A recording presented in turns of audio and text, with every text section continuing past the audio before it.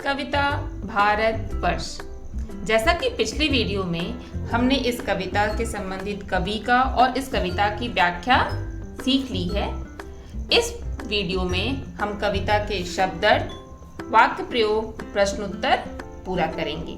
तो उसको करने के पहले एक बार मैं चाहती हूँ कि एक बार फिर से हम लोग कविता का उच्चारण करते हुए, कविता पाठ करते हुए आगे बढ़ें।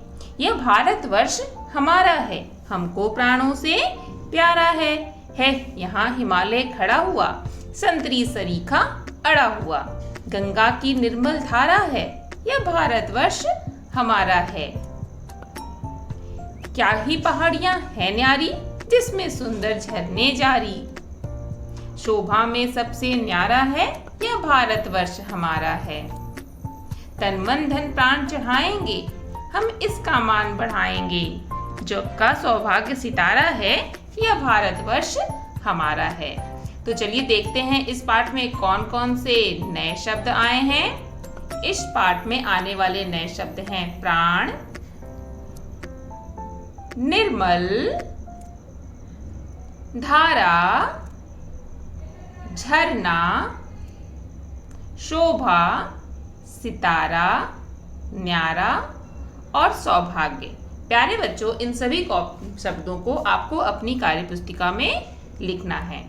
इसके साथ इसमें आने वाले शब्दार्थ हैं जग, जग का अर्थ होता है संसार, न्यारी, न्यारी का अर्थ होता है अनोखी, निर्मल, निर्मल का अर्थ होता है स्वच्छ, संतरी सरीखा, संतरी सरीखे का अर्थ होता है पहरेदार जैसा।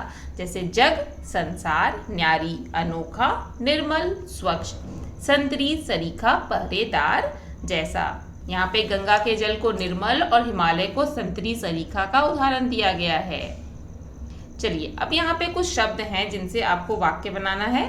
यहाँ पे मैंने कुछ वाक्यों के उदाहरण दिए हुए हैं, आप इसको देखते हुए अपने से स्वयं वाक्य बनाने का प्रयास करेंगे। संतरी, सेना के जवान संतरी बनकर सरहदों की सुरक्षा करते हैं। हमारे देश के जो सेना के जवान हैं वो सीमा पे क्या करते हैं, हमारे देश की सुरक्षा करते हैं। तो संतरी यानी कि पहरेदार के समान।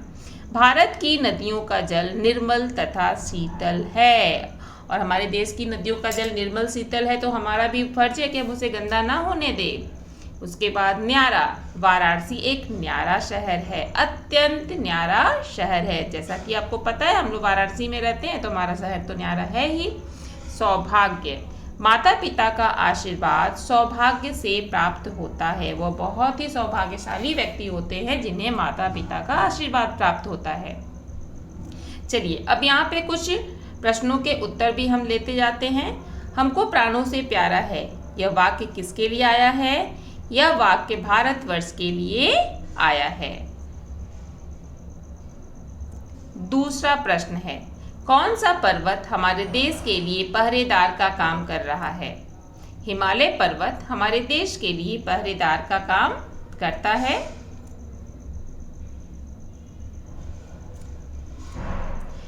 प्रश्न, हम अपने देश का मान बढ़ाने के लिए क्या करेंगे? उत्तर, हम अपने देश का मान बढ़ाने के लिए अपना तन मन धन सब कुछ बलिदान करके भी निरंतर उसकी प्रगति, उन्नति और सुरक्षा के लिए कार्य करेंगे।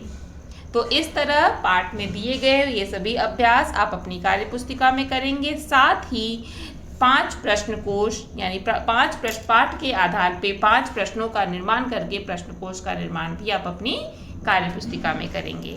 तो धन्यवाद। इस तरह आप अपना कार्य पूरा कीजिए।